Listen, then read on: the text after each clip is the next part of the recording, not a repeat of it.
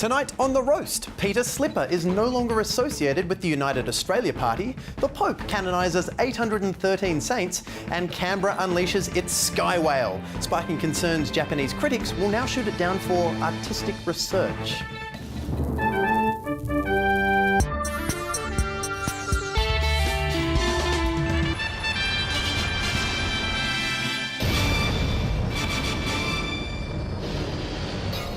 Now here at The Roast, we're pretty sick of stories about independent politician Peter Slipper, and we're also pretty sick of stories about businessman Clive Palmer.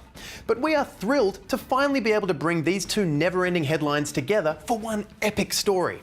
Here's how things went down over the weekend. Clive Palmer has just said he will accept Peter Slipper's application to join the United Australia Party. Let's listen. He doesn't have any criminal convictions. He's not a member of any other party, so there's no basis for ruling him out. Peter Slipper is in the United Australia Party, a shrewd move that will help fast-track that party's registration. You can't take a risk with this nation's future, and we haven't. Peter Slipper is out of the United Australia Party. And now it's not even called the United Australia Party, with Mr Palmer announcing yesterday the @United Australia Party has changed its name to Palmer United Party to thwart legal roadblocks. Incredible news there. Professor Clive Palmer has renamed the party of which he was the only visible member because it wasn't Palmery enough. And then he replaced the word Australia in the title with his own name. Jas Twemlow, does this mean that if Clive Palmer is elected Prime Minister, he will rename Australia Palmeria? Yes. Okay, thanks. Now, of course, this isn't the first time Clive Palmer has been in the news this election year, and it certainly won't be the last, which is why we've embedded Clark Richards deep inside the Palmer United Party to follow Clive's road to Parliament. Okay, Clark, what's happening over at Palmer United Party headquarters? It's a disaster, Tom. Yeah, I have to say, naming the party after himself probably won't win too many votes. Oh, no, not that. I love the new name. Palmer United. Why unite Australia when you can just unite yourself? Okay, so when you say it's a disaster, you think denying Peter Slipper membership to the party was a bad idea? No, that's the problem. Clive Palmer only has bad ideas. Distancing himself from a scandal-prone politician is the first rational decision Palmer has ever made. I don't want billionaire Clive Palmer. I want eccentric billionaire Clive Palmer. You can't be the guy who's rebuilding the Titanic and Jurassic Park one minute and then suddenly have a moment of clarity. You got to commit. But this is just one decision, Clark. I don't think it means he's shifting away from his genuinely eccentric behaviour. Listen, ever since I announced my membership in the Palmer United Party 2 weeks ago, I've been going around kissing babies and telling people if they vote for me, I'll have Clive's backing to give dinosaurs to working families, sink more Titanics, eliminate carbon tax, and establish colonies on the moon. More of that eccentric shit. But this announcement is a sign he's thinking rationally and politically. It's a slippery slope. A slippery slope to what? To becoming just another boring actual politician. I'm already choosing between two people I don't want to vote for this election. Don't give me a third. All right, Clark Richards reporting from the rocky road to Parliament. But a story with this amount of political intrigue requires the mind of only our finest reporter. Unfortunately, they're not here, so we'll cross instead to Mark Hollywood Humphreys. Mark, what happened? A ding dang! Oh, Tommy boy, this is the messiest breakup since Clinton and Lewinsky. Clive Palmer clearly couldn't cope with Peter Slipper's baggage. What are the chances Slipper will be faithful to the United Australia Party when Peter the Cheetah has been with every political party in the country? The National Party, the Liberal Party, and when they made him Speaker of the House, he jumped into bed with the Labor Party. But ever since those dirty text messages, Peter's been Canberra's most eligible bachelor. You mean he's been an independent?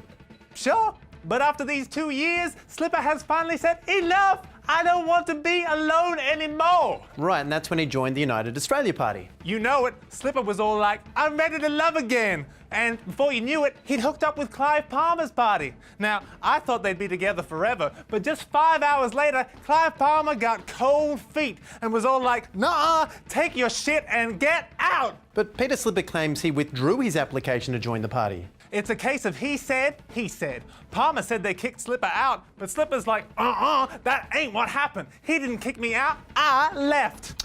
Yeah, Mark, are these actual quotes? I'm paraphrasing. Turning to our second story, and Pope Francis has canonised 813 Italian martyrs from the town of Otranto, who were killed in 1480. So if the Vatican is only now just getting round to the 15th century sainthoods, I guess we can look forward to it dealing with its current problems sometime in the year 4000. Thousands turned out to watch the Pope formally bestow these sainthoods, with many parents bringing their children along in the hope that he would bless them as well, because he was giving out sainthoods like Oprah gives out cars. But 813 people from the one town all being considered worthy of sainthood? I don't know, surely one of them must have been the town jerk. Do we have a clip? Hundreds of laymen from the southern Italian town of Otranto, slaughtered in the 15th century by Ottoman Turkish soldiers after they refused to convert to Islam. Well played, clip. But to become a saint, you have to perform 2 miracles, at least unless you're a martyr, and then you only have to perform 1. And these 813 townfolk scored a package deal on their second miracle because they were all given credit for one nun's miraculous recovery from ovarian cancer in 1981. And naturally, there are some naysayers who say it was just chemotherapy rather than divine intervention, and you would say that if you were the doctor who treated her. So for more on how the medical fraternity is reacting to these sainthoods, we'll cross now to reporter and med student Nick Richardson. I quit, Tom. I've had too many sleepless nights, too many thankless hours. I think I might just botch Rachel's surgery. Oh, God, is she okay? Yeah, probably not. But if she is, it's those brilliant saints that'll get the credit and not me. But now I've seen the light, Tom, and I'm free. Oh, come on, Nick, don't throw away an opportunity like this. And medical school wasn't an opportunity. I just spent 30 hours trying to fix Rachel. To be honest, I don't think I really know what I was doing. But there's so much at stake here. Being a saint, that's life for me. Let the medical professionals take all the risks. If it goes wrong, the doctor takes the rap for losing Rachel's kidney. But if it works, 800 anonymous dead guys get praise for eternity. So instead of med school, I'm now cramming for the sweet life of sainthood. Well, they really have one of those books for everything, don't they? Yeah, now all I gotta do is take credit for other people's stuff. I'm starting off small. You know how clean the studio was this morning when you came back after a week off? Oh, sure. The cleaning crew did an amazing And job. that was me, good old Nikki. You see, it's easy. And you know that headache you had this morning at 7 a.m. that mysteriously vanished? Yeah, well, I think the Panadol took Chalk care it of up to another miracle by old Saint Nick. You're an idiot. I can't talk now, Tom. I got heaps of explicable cures to label inexplicable and then take credit for. Nick Richardson, patron saint of cures that other people invented and I'll take credit for. Nick Richardson there. If there is a hell, I'm pretty sure that's where he's headed. So for a more faith-based perspective, we'll cross now to Rachel Corbett, who's like... she's dead? I can't believe we have to find out on Up television. here, Tom. Rachel, you're in heaven? Yeah. What happened? Well, I was undergoing surgery, and the last thing I heard was Nick say, "I quit, Tom," and then next thing you know, I'm here. Wow, so what's heaven like? Oh, it's great. 8 million thread count sheets, no bathroom queues. Oh, and I know what happens at the end of Breaking Bad. Oh, does Jesse die? No, actually, don't tell me. No, it must be great up there. You know, equality for everyone. Well, yes, everyone is equal, but some people are a bit more equal than others. I mean, sure, I'm in heaven, but I'm not in a good heaven. I'm with the riffraff, your everyday churchgoer, the murderer who asked for forgiveness on their deathbed, and that Dalai Lama who was secretly Christian. Why aren't you a saint yet? Beats me. I've been up here sending miracles and curing cancers, and then these 800 nobodies come in and take all the credit. Okay, but isn't curing someone's ills a reward in and of itself? No, Tom, it's not. I want to go to the VIP lounge. I hear they've got ambrosia martinis and the really good blood of Christ. I might even get to meet Joan of Arc, although she's only allowed in the bistro area because she's underage. Heaven mail call. Oh my God, Tom, this is it. This is it. I'm finally out of this pearly, overcrowded slum. Well, what is it, Rachel? Did you get in? No. Some Labrador's just been canonised for being loyal, and there's a party for him over at the Chocolate Sundae Fountain in 20 minutes. Elvis is going to perform too. I've got to go, Tom. Okay, well, have fun in heaven, Rach. Yeah, I'll try. And finally, Canberra turns 100 this year. To think it feels like only yesterday our nation's capital was created as a beacon of hope, a guardian of democracy, an awe-inspiring compromise between Sydney and Melbourne. Yeah, that's Canberra, a happy medium. And to celebrate, noted Australian artist Patricia Piccinini was commissioned to mark the city's centenary with a major artwork. But how do you sum up a city like Canberra with all its political intrigue and storied history and roundabouts? Yeah, well, when I think of our nation's capital, I can only picture one defining image that sums up everything it represents. Parliament House. Sky whale. Sky whale, yes, sky whale, because nothing epitomises Canberra quite like... a giant inflatable flying whale. And not just your run-of-the-mill airborne whale blimp. No, that'd be boring. If you're marking a city centenary, your Hindon whale needs at least 10 giant saggy boobs. And before you get all judgy about the saggy mammaries, remember, she is 100 years old and, just like my great-grandmother, also full of gas. And when you consider some of Patricia Piccinini's other works, like Elephant Baby, Alfred Hitchcock Pug and This Hungry Scrotum, Sky Whale could just be the least confronting artwork she's ever created.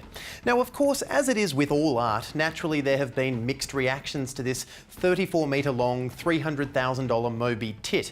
So to explain her inspiration, Ms. Piccinini said, There are a lot of entry levels to the work, but I think the first level is wonder. Specifically, I wonder what the f this is. Well, to help me understand, we're joined now by resident art critic Seaton K. Smith, who's currently airborne above Canberra in the Sky Whale. Now, Seaton, you're certainly one of the more pretentious supporters of this Sky Whale, but I'm going to have to be honest here, I just don't get it. What's the appeal? Tom, the Sky Whale may now be a huge waste of public funds unrelated to Canberra or its centenary, but it will go on to become one of the most treasured artworks Australia's ever produced. Okay, now why do you say that? Because the one rule of art is this: if no one understands it, it's probably good. It's that simple. Yeah, I don't think it is. And eventually people will come to accept it as good art, and in 10, 15 years people will call it the most important artwork of all time, and you'll be able to buy a Sky Whale bead curtain for your share house, and that's when I'll move on to whatever the next Sky Whale is. I'm guessing something like Ocean Chimp. Shit! The Japanese art research blimp is after Sky Whale again. You can't eat it, it's filled with gas! Oh, just like my great-grandmother. Good night.